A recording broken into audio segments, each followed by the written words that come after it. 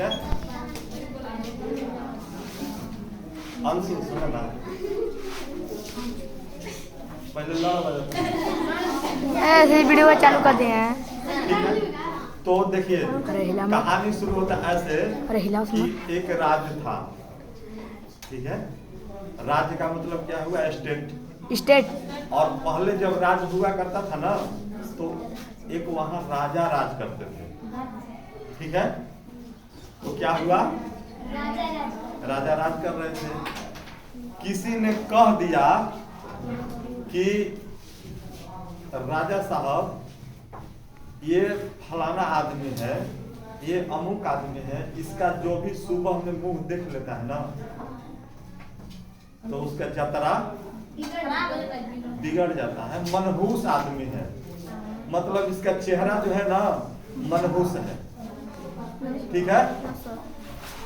राजा लोगों के बातों पर विश्वास नहीं किया और उस आदमी को बुला लिया, कहा अपने महल में, ठीक है, और बोला कि तुम यहीं रहो और हम इसका परीक्षण करेंगे, जांच करेंगे कि वास्तव में इसका मुंह देखने से जतरा बिगड़ता है, ये मनहूस आदमी है कि नहीं, ठीक है। तो राजा बुला लिया, वो रहने लगा। वो आदमी कौन आदमी, जिसका मुंह देखने से मनहूस आदमी था, ठीक है। वो एक दिन राजा को समय मिला और वो सुबह सुबह उसका मुंह देखने चले गए। राजा कहाँ गया, बहुत दिनों के बाद उसका मुंह देखने सुबह में अब राजा उसका मुंह देखा, ठीक है। संजोग ऐसा हुआ कि राजा को बहुत काम पड़ गया उस दिन और राजा खाना ही नहीं खा सका, ठीक है। उसको भोजन, काम काज में इतना उलझ गया। इसके बाद राजा के मन में यह बात बैठ गया कि वास्तव में ये मनहूस चेहरा है इसका, ठीक है। दरबार लगाया, बोला कि दरबार लगाया जाए, इस मनहूस आदमी को बुलाया जाए और कल इसको फांसी पर चढ़ा दिया जाए, ठीक है। उसका मंत्री को बुलाया और बोला कि इसको फांसी पर चढ़ाने का इंतजाम किया जाए, ठीक है। अब देखिए क्या होता है कि सुबह में उसको फांसी चढ़ाना है, देना है, सब व्यवस्था हो गया है। उसका मंत्री बोला कि राजा साहब आप इसको फांसी पर क्यों चढ़ा रहे हैं।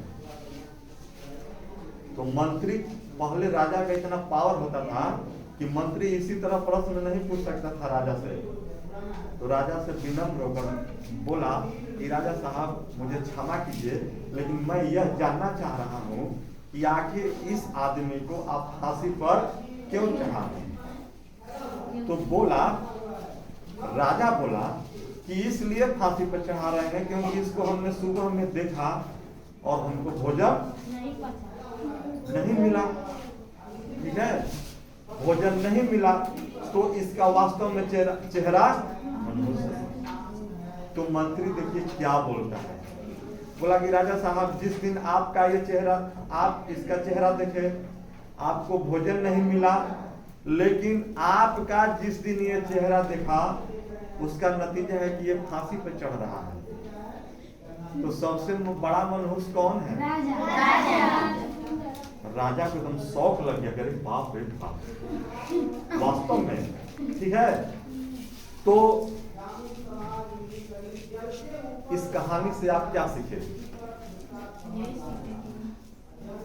सबसे पहले अपने आप को देखना चाहिए, ठीक है। कोई मनहूस नहीं होता है, सभी लोग प्राकृतिक के बनाए हुए हैं। किसी के देखने से कोई जतरा बिगड़ता है, न बिल्ली के काटने से रास्ता खराब होता है, न सियार के गुजरने से रास्ता कटता है, ठीक है।